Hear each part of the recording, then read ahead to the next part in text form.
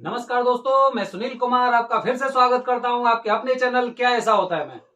दोस्तों, मैंने अभी जो आपको पिछले बार वीडियो मैंने डाली थी तो उसमें मैंने आपको बताया था कि कालसर्प दोष की पूजा इन जगह होती है जो बेहद महत्वपूर्ण स्थान है, वहां पर होती है। दोस्तों, आज मैं आपको बता रहा हूं कि कालसर्प दोष की पूजा अगर आप नासिक में नहीं करवा सकते तो ऐसा कौन सा स्थान है जहां पर आपको कालसर्प दोष की पूजा करवाने पर लगभग उतना ही फल मिलता है जितना आपने नासिक में करवाया है।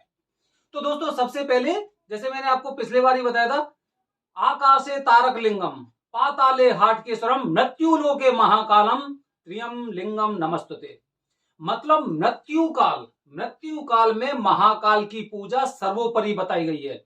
और अगर जैसे कि आप धार्मिक ग्रंथों के आधार पर जाएंगे तो जो भगवान भोलेनाथ जी के जो 12 ज्योतिर्लिंग हैं, 12 ज्योतिर्लिंग में महाकाल की महिमा बहुत हद तक बहुत ज्यादा बताई गई है। जैसे कि अगर वैसे तो जो 12 ज्योतिर्लिंग है सबकी एक अलग अलग महिमा है, लेकिन अगर एक मंत्र के आधार पर हम जाएं और अगर हम थोड़ा सा अपने जो पंडित जी हैं या फिर जो वहां पर जो एक भोलेनाथ की पूजा करने वाले जो ऋषि मुनि रहे हैं या फिर मान्यताओं को लेकर चले या फिर जहां पर जो पुजारी हैं उनके आधार पर चले तो बताया जाता है। जैसे मेरी बात हुई थी डमरू वाले बाबा से, महाकाल बाबा के दरबार में डमरू बजाते हैं वो, इसीलिए उन्हें डमरू वाले बाबा बोलते हैं।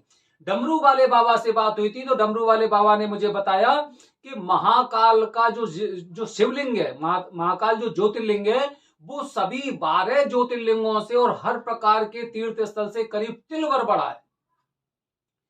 और हर चीज में बड़ा है, मान्यताओं में बड़ा है, हर चीज में बड़ा है, तिलवर बड़ा है। जैसे कि आकाश में तारक लिंग की पूजा होती है, पाताल में हाटकेश्वर भोलेनाथ की पूजा होती है और मृत्यु लोक में महाकाल की पूजा होती है। मृत्यु लोक मतलब जहां पर 12 के 12 ज्योतिर्लिंग, हर प्रकार की जो देवी देवताओं के मंदिर है, चाहे आप प्रयागराज ले लो, आप मथुरा ले लो, वृंदावन ले लो, द्वारका ले लो, पुरी ले लो, कुछ भी ले लो, जम्मू कश्मीर में कटरा ले लो, लेकिन मृत्यु लोके महाकालम मतलब अगर आपने महाकाल के दर्शन नहीं किए, महाकाल की पूजा नहीं की है, तो आपका जीवन निरर्थक है।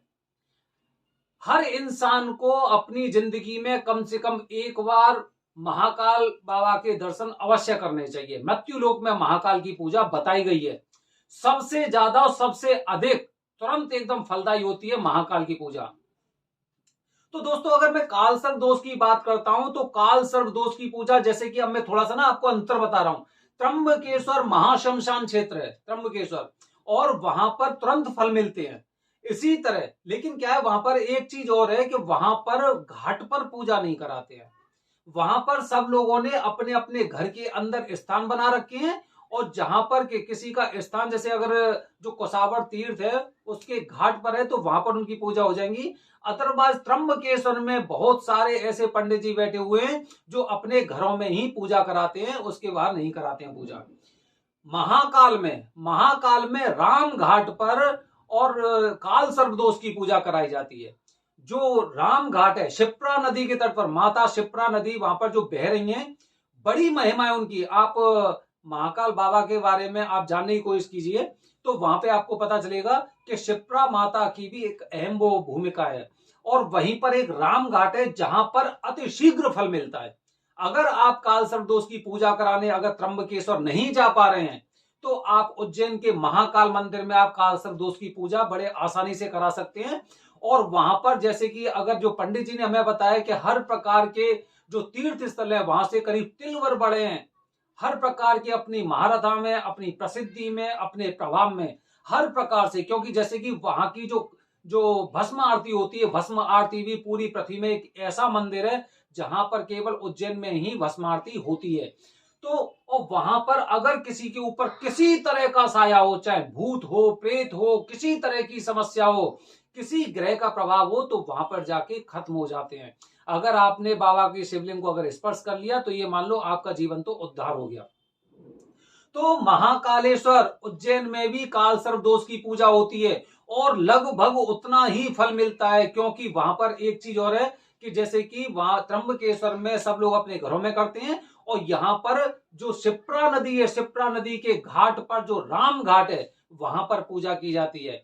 और आप किसी भी ग्रंथों को पढ़ लो, किन्हीं भी पुराणों को पढ़ लो, और मान्यताओं के अनुसार अगर किसी नदी के अगर तट पर कोई पूजा की जाती है तो वो भी तुरंत फलदायी होती है। तो इसीलिए अगर आप त्र्यंबकेश्वर नहीं जा सकते तो और आपके यहाँ से अगर महाकालेश्वर का शिवलिंग अगर आपके आसपास है या फिर वहां पर आप कनेक्टिविटी बहुत अच्छी है, आप वहां पर जा सकते हैं, तो आप महाकालेश्वर में भी काल सर्प दोष की पूजा करा सकते हैं। लगभग उतना ही फल मिलता है। वहां पर बाबा के दर्शन कीजिए, भस्म आरती का आनंद लीजिए और बस बाबा की भक्ति में झूम जाएंगे आप, ये मेरा पूरा विश्वास है। लगभग बराबर फल मिलता है, इसलिए आपको बिल्कुल भी संकोच करने की आवश्यकता नहीं है।